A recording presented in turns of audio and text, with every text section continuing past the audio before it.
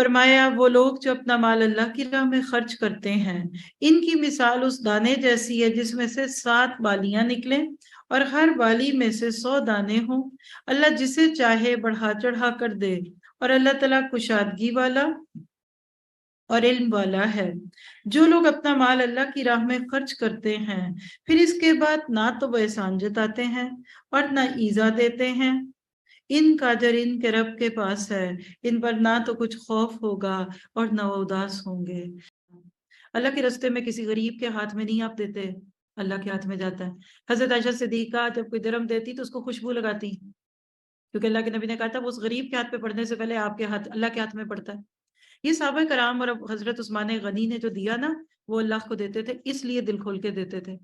اللہ سبحانہ تعالیٰ کو میرے آپ کے مال کی بالکل ضرورت نہیں ہے۔ یہ جو عظمت صحابہ پڑھی اور عظمت عثمان غنی آج پڑھنے لگے ہیں نا، تو انہوں نے چونکہ اللہ کی ہستی کو پہچان لیا تھا، نبی صلی اللہ علیہ وسلم کے مقام کو پہچان لیا تھا، اس لیے ان کو دینا مشکل نہیں لگا۔ ان کو تو سمجھ نہیں آتا تھا کہ ہم دیں کیا، ہم کریں کیا۔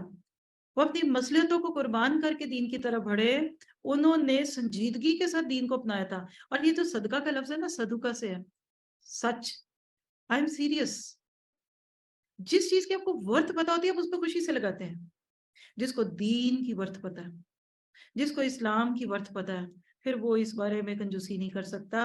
بس یہی بات سمجھ لیجئے، جس کو یہ بات سمجھ آ گئی اس نے تو 9 دفعہ 100 اونٹ سامان سے لدے ہوئے دے کر اللہ کے نبی کی زبان مبارک سے 9 دفعہ کہلوا لیا، عثمان فی الجنہ، عثمان فی الجنہ۔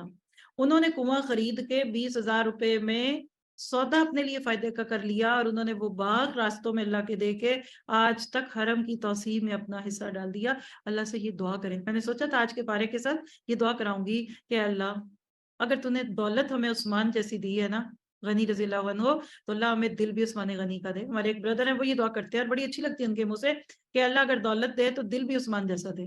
اللہ کی طرف سے خوشخبری ہے، لا خوف علیہم ولا هم یحزنون۔ آج دوسرے تو ڈپریشن میں ہیں، آج دوسرے تو انگزائٹی کا شکار ہیں۔ آج امت مسلمہ میں یہ بیماریاں کیوں آ گئیں؟ اس لیے کہ آج ہمارے مال، ہمارے گھر ان برکتوں سے محروم ہو گئے۔ رحمت اترتی، فرشتے اترتے، برکتیں اترتی، دعائیں اترتی۔ اللہ تعالیٰ نے یہاں بے خوف زندگی کا آپ کو نسخہ دے دیا